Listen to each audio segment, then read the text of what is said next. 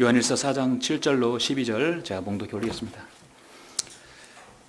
이 절마다 공통적으로 들어가는 단어가 있습니다.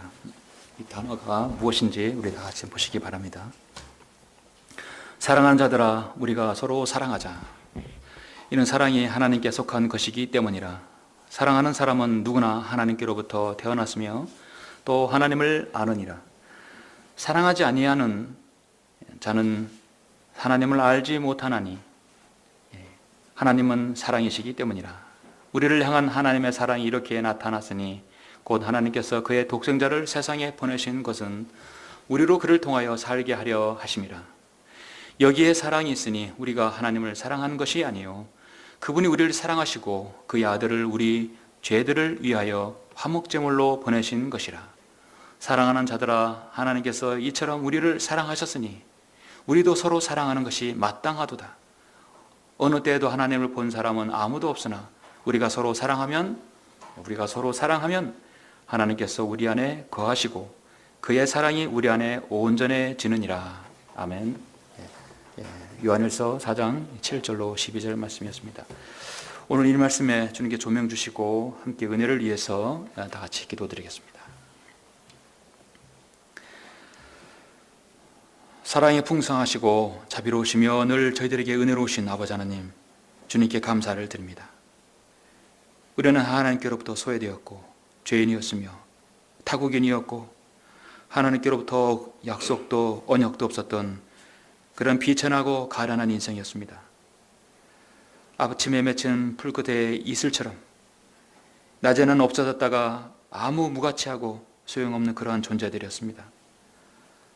그런 저희를 우리 주님의 귀한 보혈로 구원해 주시고 사주셔서 주님의 귀한 아들로, 하나님의 귀한 아들로 삼아주셔서 우리가 저 찬상에서 예수 그리스도의 신부로서 주님 앞에 서게 될 그 날을 우리가 기다리고 소망할 수 있도록 인도해 주심을 또한 감사합니다.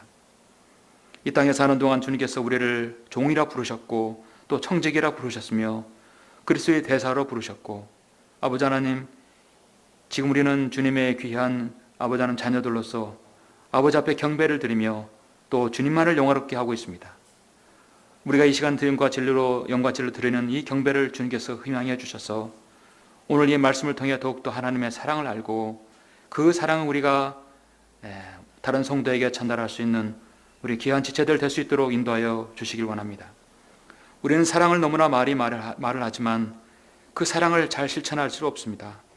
우리의 육신적인 성향이 너무나 강하고 우리의 아버지 하나님은 옛 죄의 성품을 늘 가지고 있기 때문입니다.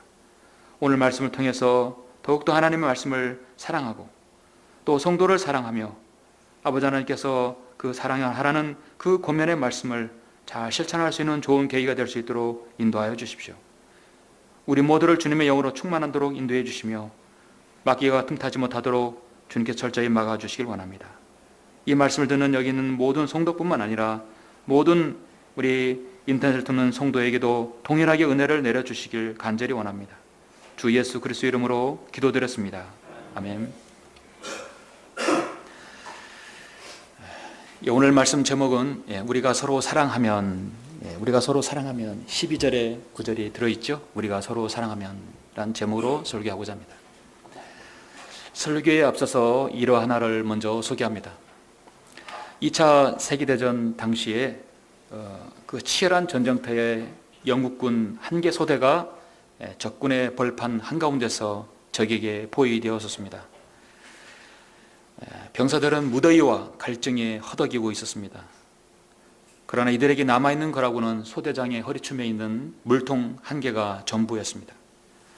소대장은 비장한 마음으로 물통을 열어서 소대원들에게 건네줍니다. 병사들은 물통을 돌려가며 물을 마셨습니다. 그런데 이제 다시 소대장으로 돌아온 그 물통을 들어보니까 소대장은 깜짝 놀란 것이죠. 물이 3분의 2 이상 남았어요.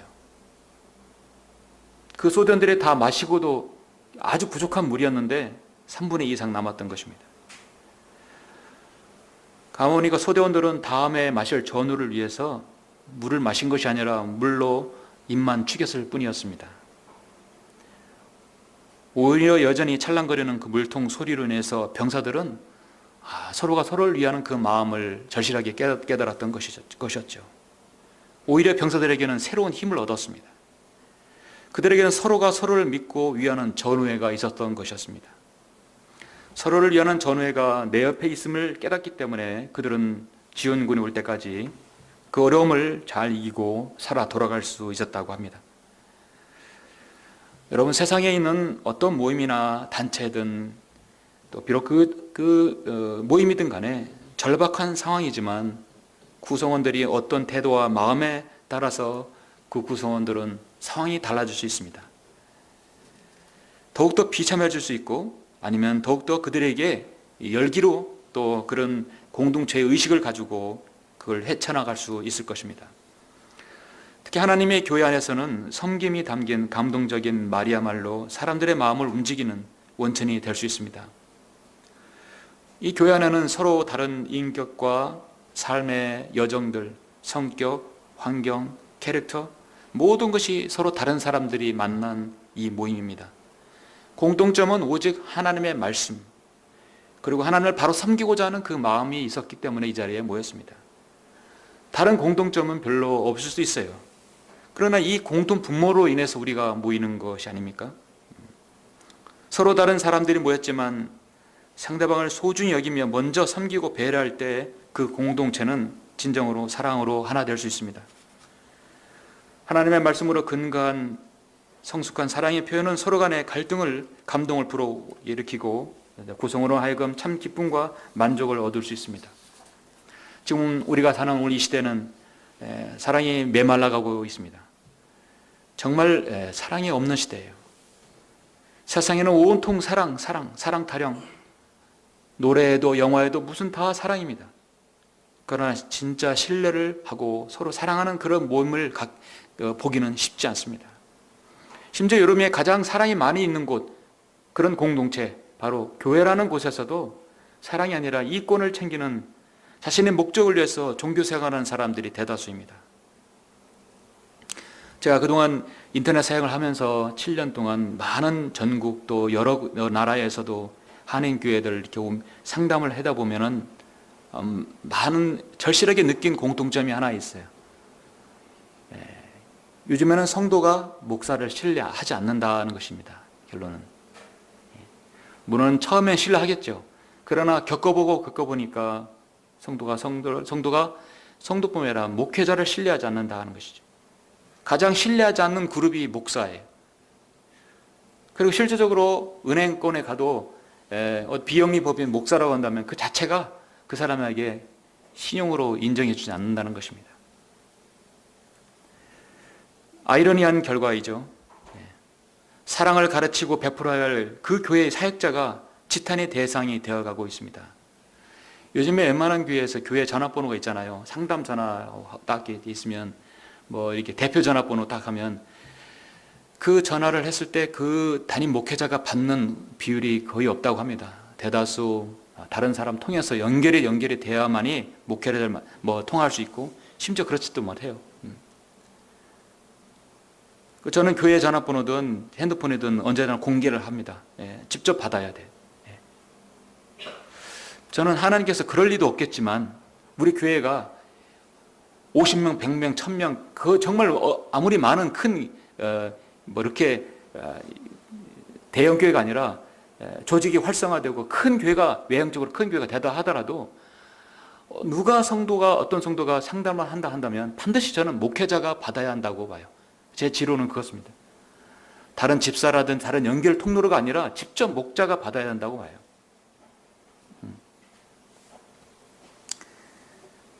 한마디로 사랑이 식어진 세상에 우리는 살고 있습니다. 오늘 우리는 이러한 시대에 살고 있으면서 그리스도인에게 가장 중요한 것은 무엇인가? 서로 사랑하는 교제를 나눠야 하는 것이죠. 자, 이 시역교회 여러분 성도들이 가장 중요한 건 첫 번째 말씀이죠. 여러분 말씀으로 잘 무장되는 거 중요합니다. 그리고 여러분 개인의 기도 생활입니다. 말씀과 기도는 내가 개인적으로 얼마든지 열심히 하면 많은 수준에 올라갈 수 있습니다. 그러나 내가 아무리 열심히 해도 잘 되지 않는 것이 있어요. 나만 잘해서 될 수 없는 게 하나 있어요. 그건 바로 지역교회 이 조직체에서의 그리스도인의 교제입니다. 바로 앞에 하나 더 붙인다면 사랑의 교제이죠. 사랑의 교제는 나만 잘해도 되는 것이 아니라 우리 모두가 다 깨닫고 잘해야 되는 겁니다. 오늘 오전에 저는 성경에서 가장 중요한 명령이고 권면 중에 하나인 사랑하는 것에 대해서 말씀을 여러분에게 나누고 또 숙고하고자 하는 것입니다. 오늘 본문 여러분 잘 보시면 요한일서 4장을 보십시오. 여러분 요한일서는 누가 기록했죠? 사도 요한입니다. 그래서 요한입니다. 하나님께서 요한에게 사도 요한에게 요한복음, 요한일서, 또 요한계시록을 기록하게 했죠.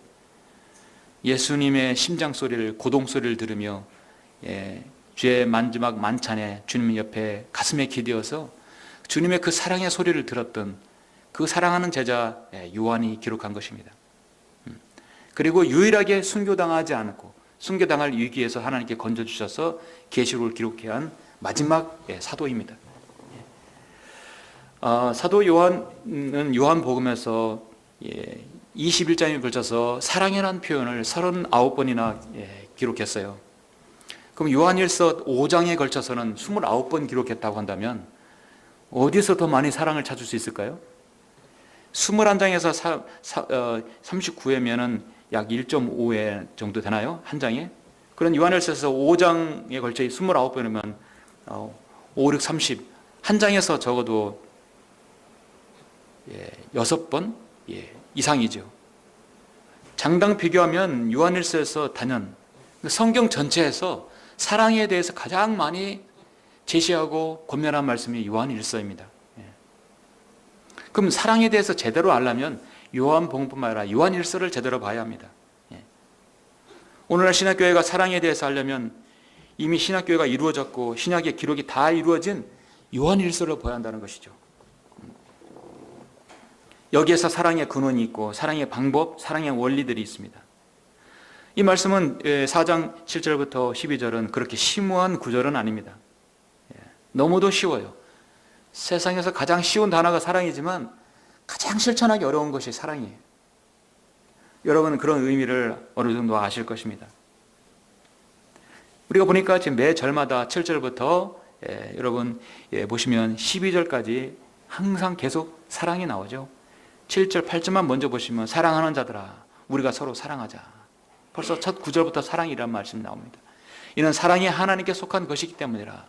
사랑하는 사람은 누구나 하나님께로부터 태어났으며 또 하나님을 아느니라. 사랑하지 아니하는 자는 하나님을 알지 못하나니 하나님은 사랑이시기 때문이라. 하나님을 안다고 한다면 사랑에 대해서 알아야 한다는 것이죠. 사랑의 의미를 모르면 사랑을 논할 수 있는 자격이 안 된다는 것입니다. 여러분 학생들이 시험을 본 다음에는 답안지를 맞춰보죠.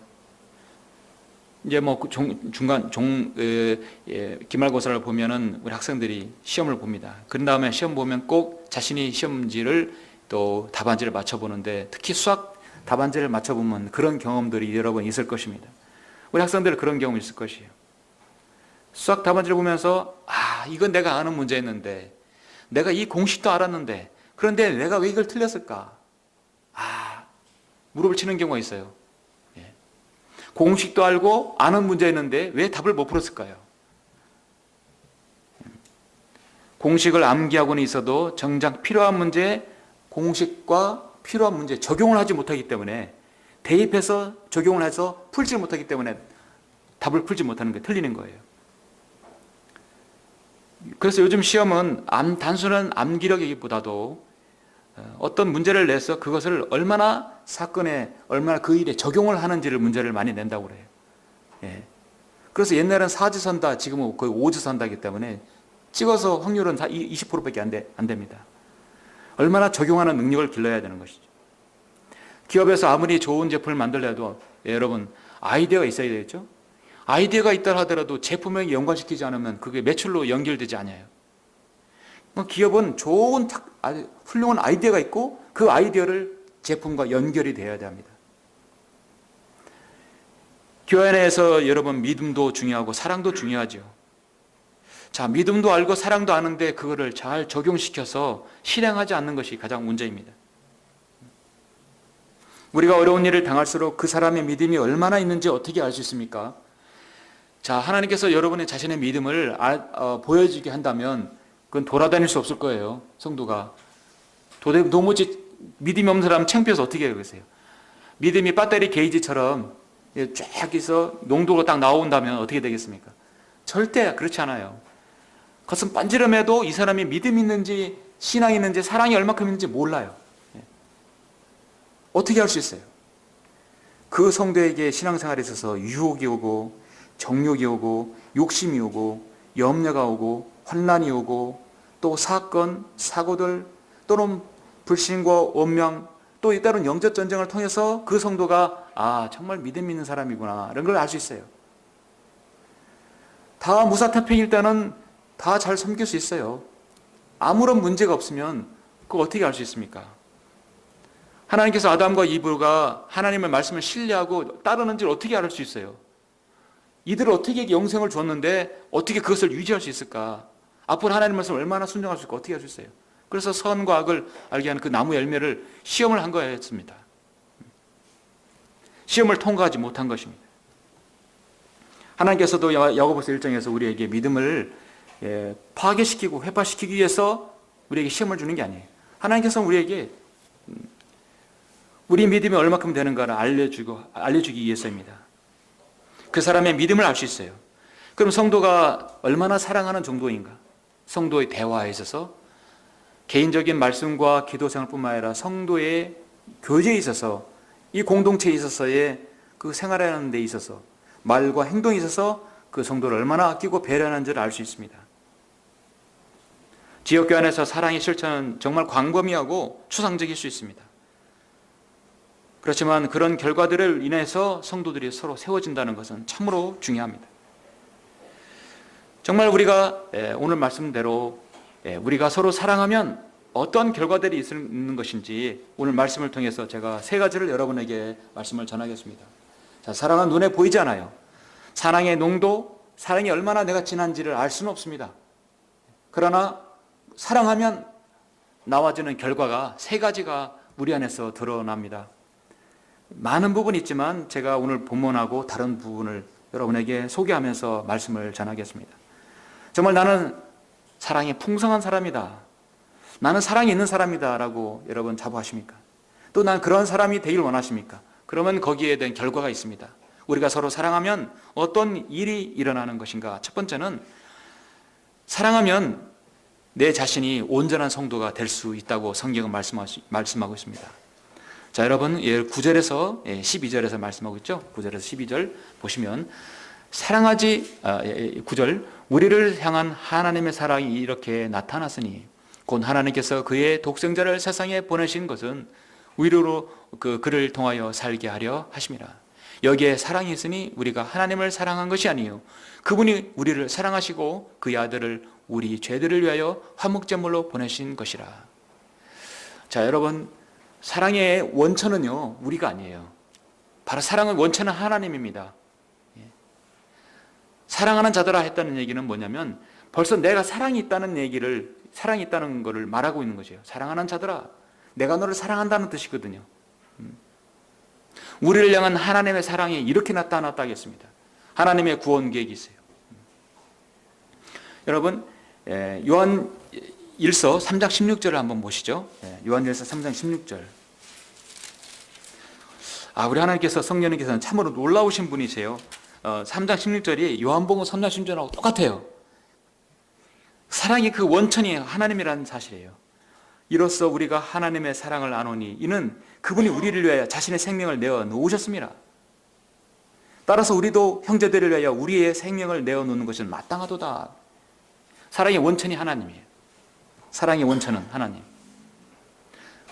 여러분이 먼저 하나님을 사랑한 것이 아니라 하나님께서 우리를 먼저 사랑하셨어요. 내가 죄인인데 나 구원 받아야겠으니까 나 구원 좀 시켜주십시오. 그런 죄인이 여러분 세상에 봤습니까?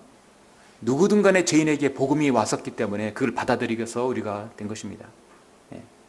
누군가가 여러분에게 복음을 전하고 누군가 여러분에게 교회를 소개시켜주고 말씀을 전했기 때문에 여러분의 말씀을 들은 것이에요.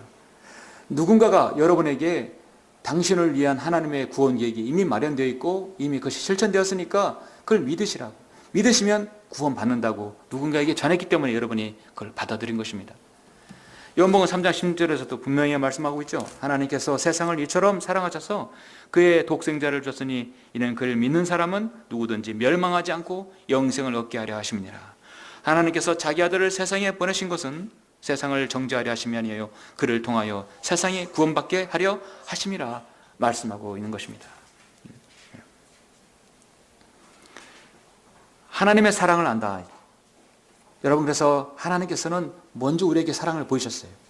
그럼 우리가 하나님을 사랑하는 것은 그 사랑을 우리가 받아들이는 것입니다.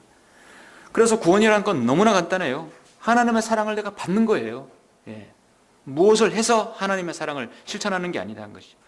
11절에 계속해서 보시면 사랑하는 자들아, 하나님께서 이처럼 우리를 사랑하셨으니 우리도 서로 사랑하는 것이 마땅하도다. 마치 요한복음 3장 16절을 계속해서 보는 것 같죠. 그 이후에 또 하나의 추가적인 권면이 뭐냐면 하나님께서 이처럼 우리를 사랑하셨으니 우리도 서로 사랑하는 것은 마땅하도다. 그 사랑은 서로를 이득을 위한 사랑이 아니라 에로스적인 사랑이 아니라 이타적인 사랑이에요. 이타적인 사랑. 여러분, 이타적인 사랑은 뭔지 쉽게 말해서 사랑하는 남녀가 있다고 한다면 내가 당신을 사랑했습니다. 그런데 그 사람이 난 당신도 사랑하지 않아. 거절해버렸어요. 그런데 여전히 그 사람을 바라보고 여전히 사랑하는 것이에요. 나에게 도움이 없고 나에게 이익이 없다 하더라도 여전히 꾸준히 사랑하는 것이 바로 이타적인 사랑입니다. 나의 어떤 유익을 위해서 사랑하는 것이 아니라는 것입니다. 그래서 그런 사랑을 하는 사람은 12절을 보시면 어느 때에도 하나님을 본 사람은 아무도 없으나 우리가 서로 사랑하면 하나님께서 우리 안에 거하시고 그의 사랑이 우리 안에서 온전해지느니라. 참으로 온전한 사람은요, 사랑할 수 있는 사람입니다. 제가 늘 강조하는 말씀이지만 베드로후서 잠깐 앞에 여러분 1장을 한번 보시겠습니다.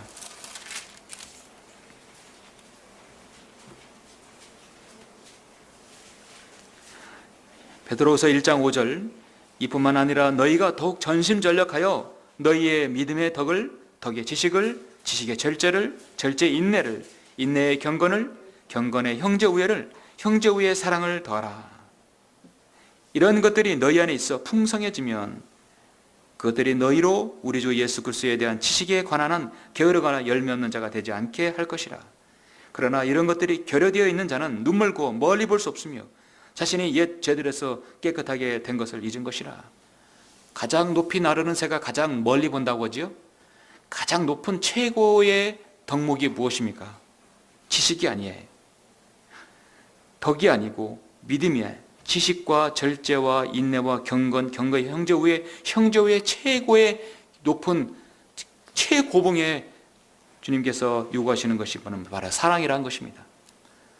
그 사람이 누구를 사랑할 수 정도 되면요, 그 사람에게 믿음으로 권면할 수 있고 그 사람의 그리스도인의 덕으로 권면할 수 있고 또 지식으로 권면할 수 있으며 절제가 있고 인내가 있고 경건이 있고 형제 우애가 있으며 사랑을 실천할 수 있는 사람이죠.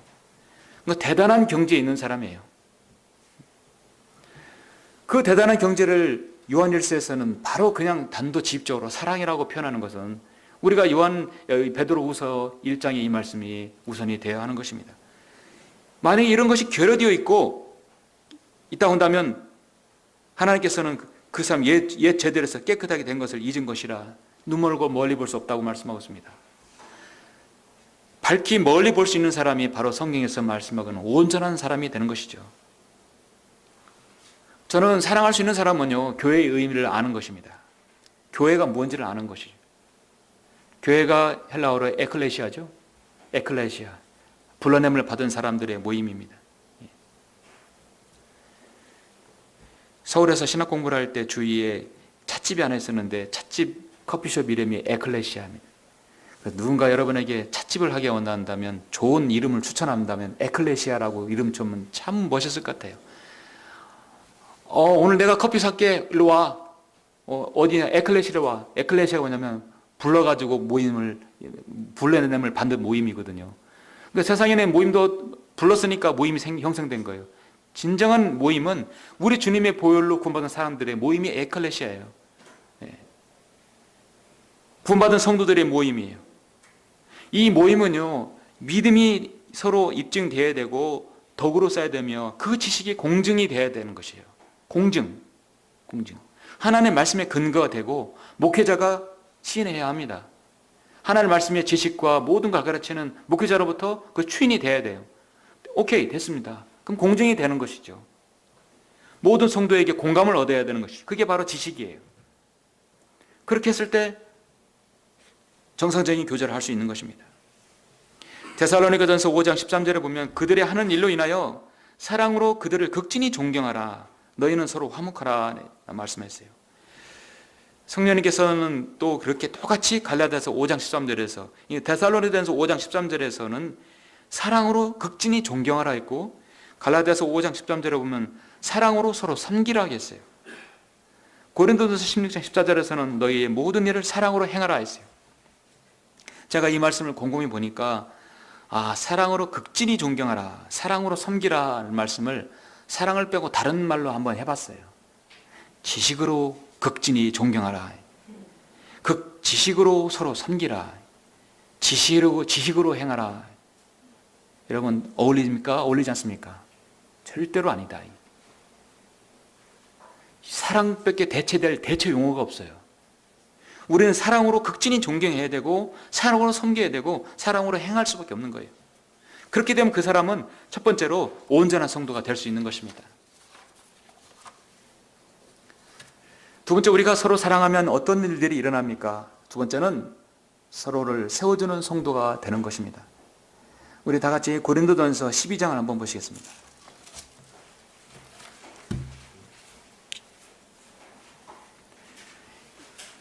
이 사랑에 대해서 가장 많이 제시하고 있는데 사도 요한에서 요한 1서에서 그런데 그 사랑에 대해서 가장 좋은 예와 좋은 그 사랑을 잘 풀어서 제시한 그 딜리버리한 사도 바울은 고린도전서 12장 13절에서 제시하였습니다. 그래서 사랑이 뭐냐? 사랑을 어떻게 해야 되냐? 구체적으로 그렇게 표현하고 제시하는 말씀이 고린도전서 12장 13장입니다. 우리 12장 12절부터 쭉 보시겠습니다.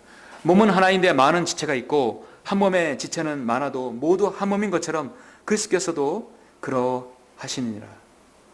유대인이나 이방이나 종이나 자유인이나 한 성령에 의하여 우리 모두가 한 몸 안으로 침례를 받았으며 또 모두가 한 성령 안으로 마시게 되었느니라.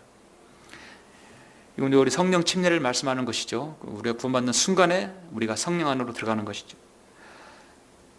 이제 그리스도 안에서의 지체, 이것은 전체적으로 보면 그리스도는 보이지 않는 몸으로 볼 수 있지만 또 여러분 우리가 적용할 때는 교회의 지역교회, 보이는 지역교회 조직체에서도 우리가 이것을 그렇게 표현할 수 있습니다. 그러니까 사랑을 어떻게 해야 되는 것인가, 바로 좋은 예입니다. 몸은 한 지체가 아니라 여러 지체로 되어 있으니 만일 발이 말하기를 나는 손이 아니므로 몸에 속하지 아니한다 하여 그것이 몸에 속하지 않는 것이냐? 또 만일 귀가 말하기를 난 눈이 아니므로 몸에 속하지 아니한다 한다면 이로 인하여 그것이 몸에 속하지 않는 것이냐? 온몸이 한 눈이라면 듣는 곳은 어디며 온몸이 듣는 곳이라면 냄새 맡는 곳이 어디겠느냐? 그러나 이제 하나님께서는 친히 원하시는 대로 지체들 각각을 몸 안에 두셨느니라. 여러분 교회 안에서 영적으로든 무슨 일이든 누가 한 지체에게 결례를 행했을 때 그 사람이 행해서 그 형제가 나에게 결례를 했어. 난 결코 용서할 수 없어. 그 자매는 교회를 파괴로 나갔어. 그 자매는 정말 있을 수 없는 사람이야. 내가 교회 안에 들어오면 절대 난 용서 못해. 벌써 우리가 용서할 수 없다고 한다면 내 안에서 아직 그리스도의 사랑을 잘 받아들이지 못한 겁니다. 진심으로 사죄하고 용서한다면 우리는 7번씩 70번이라도 주님의 말씀처럼 용서해야 돼요. 마치 용서하는 마음이 없다고 한다면 내가 그 안에서 아직 피해자가 된 거예요. 가해자는 바로 마귀라는 것입니다. 내 안에 용서할 수 있는 마음이 있다는 것은 사랑할 수 있다는 것이 전제가 되는 것입니다. 아직까지 우리 안에서 여러분 누가 분이 있다면 그것은 자기의 뼈를 사귀게 하는 것이, 영적인 뼈를 사귀게 하는 것입니다. 여러분이 말을 하실 때나 무엇을 먹을 때 혹시 여러분 혀가 여러분 이로 인해서 한번 깨문 적 있었죠? 여러분 이로 인해서 말을 하다가 혀를 깨문 적 있을 것이에요. 어떤 음식을 먹다가도 혀를 깨문 적 있고, 심지어는 저는 입술이 더워서 입술도 깨무는 적이 있어요. 얼마나 아픕니까? 때로는 피도 나죠. 혀를 깨물었을 때는 얼얼하죠.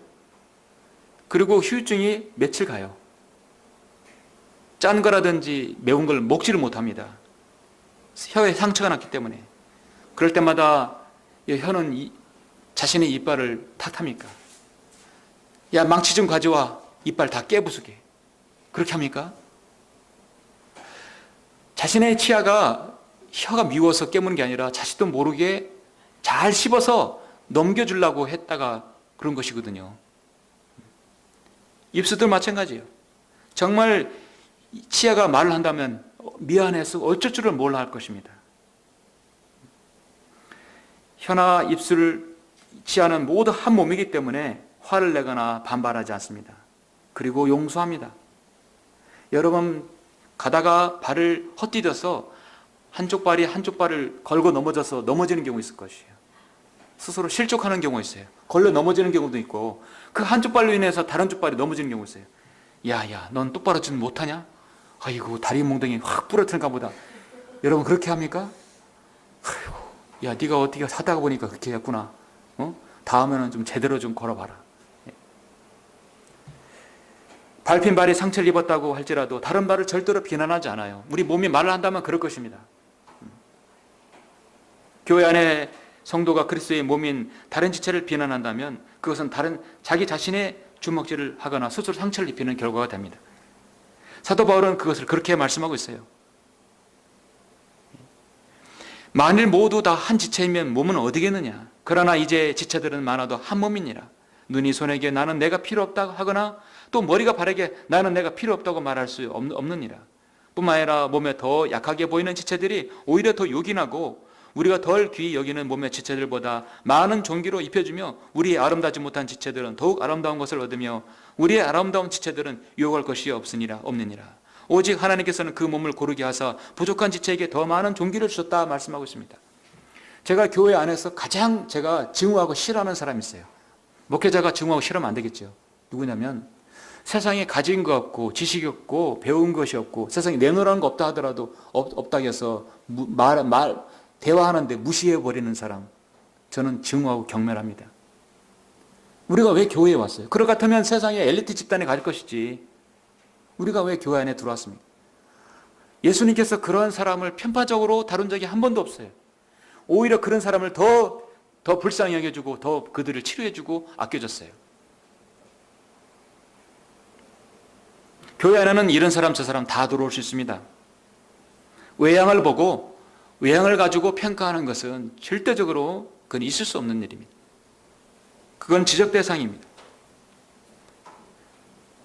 정말 성경에서는 아름다운 지체가 어떤 지체냐면 세상에서 자랑거리가 있는 사람의 아름다운 지체가 아니라 세상에 부족하더라도 교회에 오는 그 성도가 아름답고 존귀한 지체라는 것이에요. 그게 사도 바울의 성경 하나님께서 말씀하는 것입니다. 우리 아름다운 지체들은 요구할 것이 없느니라. 오직 하나님께서는 그 몸을 고르게 하사 부족한 지체에게 더 많은 존귀를 주셨으니 이는 몸 안에 분열이 없게 하실 뿐만 아니라 지체들에게 더 서로에게 동일한 관심을 가지게 함이라. 만일 한 지체가 고통을 받으면 모든 지체가 그와 함께 고통을 받으며 만일 한 지체가 영광을 얻으면 또 명광을 얻으면 모든 지체가 함께 기뻐하느니라. 이제 너희는 그리스도의 몸이요 개별적으로는 그 지체들이라 했습니다. 한쪽 다리가 아프니까 나머지 다리가 더 많이 수고해야 돼요. 더 많은 체중을 감당해야 되는 것이에요. 우리 성도가 한 성도가 어디 아프거나 힘들 때 우리 모든 성도가 더 기도하고 더 무릎 꿇고 더 성원해야 되는 것이 어쩌면 우리 하나님이 지었기에 이 에클레시아에 하나님께서 요구하시는 것일 겁니다.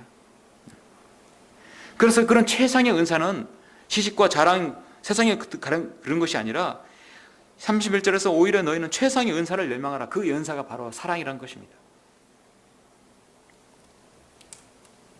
그러므로 성도 하나님께서 서로를 사랑한다면 결국은 서로를 세워준다는 것이에요. 세워주는 것입니다. 우리가 서로 사랑하면 어떤 일들이 일어납니까? 마지막 세 번째입니다. 서로를 기다릴 수 있는 성도가 되는 것이다.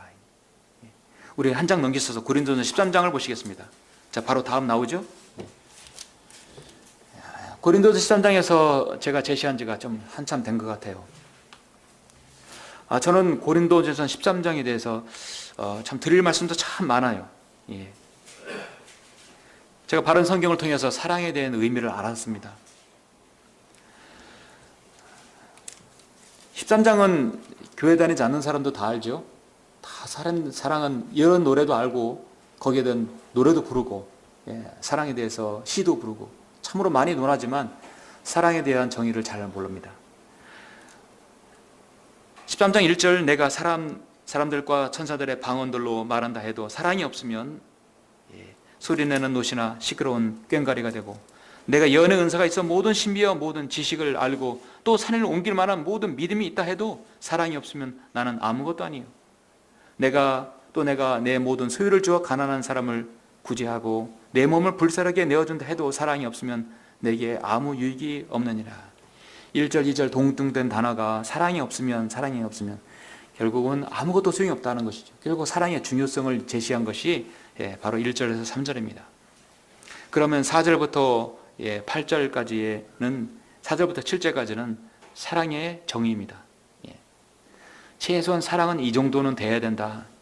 하나님께서 여러분에게 요구하시는 사랑의 최소한 정도, 커트라인을 여러분에게 말씀하고 있어요.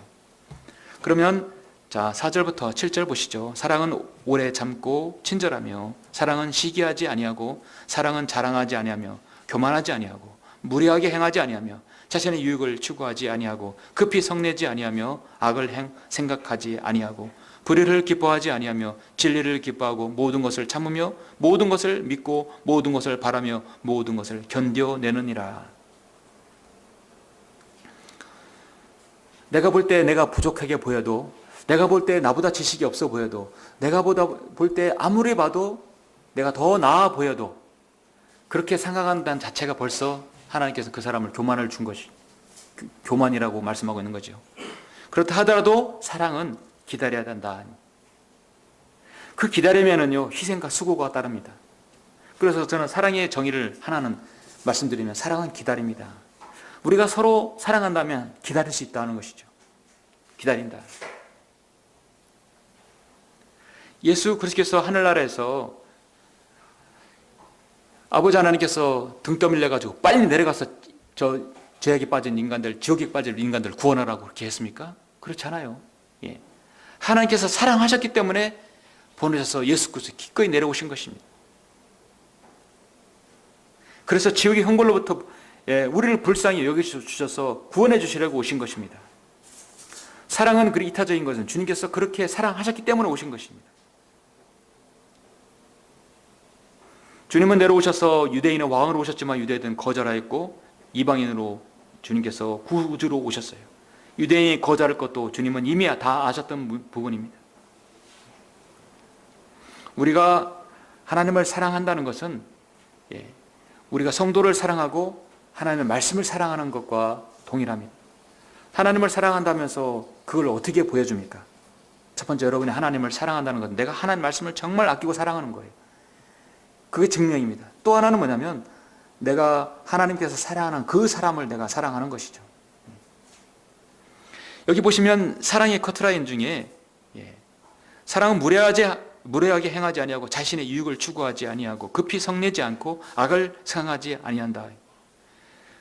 도무지 내 성이 안 차고 내 기준이 안 차지 않다 하더라도 모든 것을 참고, 모든 것을 믿고, 모든 것을 바라며, 모든 것을 견뎌낸다. 모든 것 참고, 모든 것을 믿고, 모든 것을 바라며, 모든 것을 견뎌낸다. 기다린다는 것이죠. 마치 빌립보서 2장 1절에서 보는 것 같습니다. 그러므로 그리스도 안에 어떤 격려나 사랑의 이루나 성령의 교제나 인정이나 자비가 있다면 같은 생각이 되어 같은 사랑을 가지고 하나 되고 한 생각이 되어 너희는 나의 기쁨을 이루라 하는 것입니다. 언젠가 사랑에 대해서 교제를 제가 강의를 한 적이 있었는데, 여러분 기찻길은 평행선입니다. 기찻길은 결코 만날 수가 없어요. 정거장에서 만나는 것 같지만 사실 기차가 교차되기 위해서 만나는 것 같이 보이지만 절대 기찻길은 평행선입니다. 지구 끝까지 가도 기찻길은 평행선이에요. 결코 만날 수 없습니다. 그 거리가 1.435m입니다. 불변의 거리입니다. 이렇게 기차가 이렇게 굽이 졌을 때는 우리가 도로에서도 산비탈을 굽이 졌을 때는 원심력에 의해서 이렇게 안쪽 차선은 낮고 바깥 차선은 높죠. 기찻길도요 높게 이렇게 가파르게 가거나 내려막길 때 땅이 지반이 이렇게 굳게 되면 오른쪽 차선이 약간 높아요. 아래 차선이 낮습니다. 기차가 원심력으로 인해서 구심력으로 인해서 바깥으로 빠져나가지 않기 위해서 기차가 이렇게 굳게 되면 철로도 같이 굽습니다. 같이 굽고 같이 가요. 가는 그 우리나라 최남단선까지도 그렇게 치우치지 않고 모자람이 없게 서로가 그 간격을 유지합니다. 그리스도인이 서로 기다리고 아낄 수 있다는 것은 서로의 그 관계가 늘 같이 가는 거예요. 여러분 초등학교 때나 중학교 때, 고등학교 때 우리가 학창 시절에 그 옛 기억들이 있죠. 가끔씩 싸우는 경우 있죠. 우리가 서로 간에서 학창 시절에 싸우는 것이 뭡니까? 선을 넘었기 때문에요. 너무 과도하기 때문에 참다 못해서 싸우는 것이에요. 성도 간에서 오래 견디고 그 관계가 지속되는 것은 서로 그 간격을 계속 유지해야 되는 것이에요. 그래서 제가 늘 말씀드리는 건 사랑의 거리를 유지해야 돼요. 그 간격을 유지해요. 그 간격은 1.435m가 아니라 그 간격은 여러분이 정하는 것이에요. 선을 넘거나 선을 바깥에서 너무 멀거나 너무 좁혀서도 안 됩니다. 너무 좁게 되면 무리하게 행하게 돼요. 여기 5절에서 무리하게 행하지 아니한다 했어요. 너무 좁아버리면 무리하게 돼요. 너무 멀어지면 자신의 유익만을 추구하게 돼요. 왜냐하면 서로의 유익을 치열하게 했습니다. 그래서 그 사랑의 거리를, 그 일정한 거리를 유지한다는 것은 대단한 경륜이고 대단한 사랑의 표현이고 대단한 최고의 덕목을 가진 성도인 것입니다. 목자와 성도 간의 관계, 성도 간의 서로의 관계가 오래오래 지속되는 것이 참 성도의 가는 길이죠. 그 간격을 계속해서 유지하기 때문입니다. 철저하게 존중할 것은 존중하고 배려할 것은 배려하고 서로를 위할 것은 위하기 때문에 오래 가는 것입니다. 에베소서 4장 25절에서 사도 바울은 거짓을 버리고 각자 자기 이웃과 더불어 진리를 말하라. 그 이웃은 첫 번째 이웃은 바로 사랑하는 성도인 것입니다. 사랑하는 내 옆에 있는 지체인 것입니다. 사랑하는 성도 여러분, 말씀의 결론을 맺겠습니다. 밥주스 목사님은 사랑이 미워하고 당신이 사랑하고 미워하는 것은 당신이 어떤 사람인가를 드러내는 것이라 하겠습니다.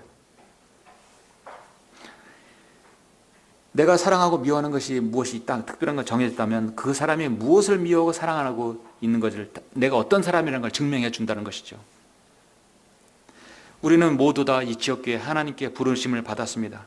부르심을 받은 우리는 모두 다 주님의 그 귀하신 보혈로 구원받은 성도들입니다. 형제요 자매들입니다. 여러분의 친인척들은 1년에 두세 번 명절 때 만날 수 있어요. 기쁘죠? 그러나 우리는 매주마다 또 그 이상을 만납니다. 우리는 주님의 보혈로 한 피를 받은 형제요 자매이기 때문에 저 하늘나라에 가서는 모두 다 하나님의 아들들로 하나님께서 그렇게 말씀하고 있습니다. 평생을 사랑하고 사랑해도 모자랄 사람들입니다. 로마서 8장 28절에서 우리가 알거니와 하나님을 사랑하는 자들 곧 그분의 목적에 부르심을 받은 자들에게는 모든 일이 합력하여 선을 이룬다 말씀하고 있습니다. 사역자로서 섬기면서 깨닫는 것은 하나님께서 어떤 사람을 쓰신다는 것은 개인의 능력과 탁월함이 아니라 내가 좀 부족하고 내가 좀 자기가 없어 보여도 겸손하게 다른 성도를 사랑할 수 있는 성도입니다. 그런 성도가 존경받는 성도이죠. 우리가 그래서 사랑할 수 있는 사람은 겸손할 수 있는 사람입니다. 40번 저는 믿음은 많은 것을 얻는다겠어요. 왜? 믿었기 때문입니다. 사랑은 많은 것을 행하고 겸손은 많은 것을 지킨다겠습니다. 우리가 서로 간에 많은 것을 겸손히 행한다면 많은 것들을 지킬 수 있어요. 우리의 교제 중에 때로는 어려운 일들이 있을 수 있습니다. 어떤 성도가 열의를 가지고 자신의 생각을 말할 수 있습니다. 자신의 경험과 자신의 지식을 말할 수 있어요. 때론 그것이 힘이 심원 깊이 있는 영적인 것이라 할지라도 우리는 그것을 조심해야 합니다. 서로에게 무례하게 행하지 아니해야 합니다. 그렇게 해야 선을 넘지 않아요. 우리는 서로 부족합니다. 배워야 됩니다. 배울 때는 겸손하게 배우고 말할 때는 겸손하게 말할 수 있어야 합니다. 교회 안에서 성도가 그렇게 했을 때 우리는 그 사랑을 실천할 수 있어요. 우리가 서로 사랑하면 정말 우리가 이 지역교회 안에서 어떤 일이 일어나면 그 성도가 온전한 성도가 되고 그 성도가 서로를 세워주고 그리고 성도가 서로 기다릴 수 있는 성도가 되는 것입니다. 프레드릭 스파나임 설교자는 그리스도의 진정한 제자는 가장 많이 하는 자가 아니라 가장 많이 사랑하는 자라고 성경은 말씀하고 있습니다. 여러분 서로 사랑하시기를 원하십니까? 예. 정말 주님께서 오실 때까지 우리 성도가 깊이 사랑하고 그 사랑의 많은 열매들을 맺으시기를 간절히 바랍니다. 예. 기도하시겠습니다. 우리를 사랑하시는 아버지 하나님 감사를 드립니다. 주님께서는 오늘 요한일서 4장에서 너희는 서로 사랑하라 했습니다. 사랑은 하나님께 속한 것이라고 말씀하고 있습니다. 우리가 하나님을 사랑하고 말씀을 사랑하고 주님께서 이 땅에 보내주신 사랑하는 성도를 사랑한다면 우리는 온전한 사랑을 할 수 있습니다. 아버지 하나님, 우리는 때로는 육신의 성향을 가지고 있기에 때로는 나의 자랑, 내가 가진 것을 내어놓을 수 있습니다. 사랑의 거리를 유지하지 못하고 때로는 무리하게 행할 수도 있습니다. 나 자신의 유익을 구할 수도 있습니다.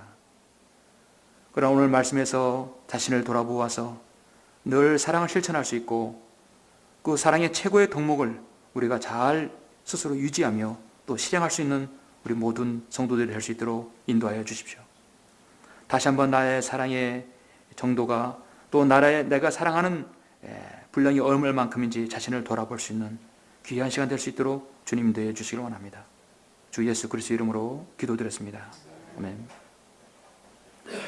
우리 잠시 눈을 감으시고 오늘 말씀을 들으신 부분에서 한번 묵상하는 시간을 갖겠습니다.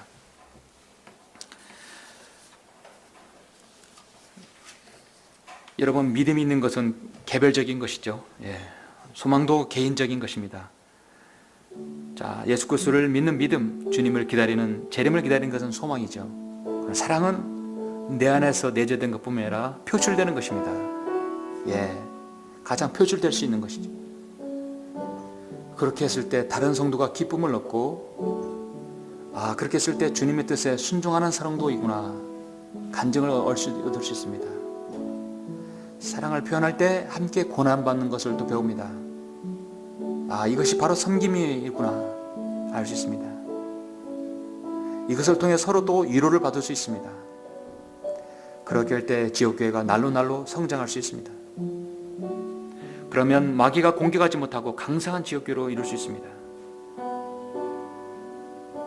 그래서 고린도전 13장에서 그래서 사랑이 최고의 덕목이구나, 그래서 최고는 사랑이라고 성경은 말씀하고 있습니다. 우리가 그런 사랑을 할 수 있도록 또 그런 자신의 영적 성장을 위해서 계속 나아가야겠죠. 잠시 기도드리겠습니다.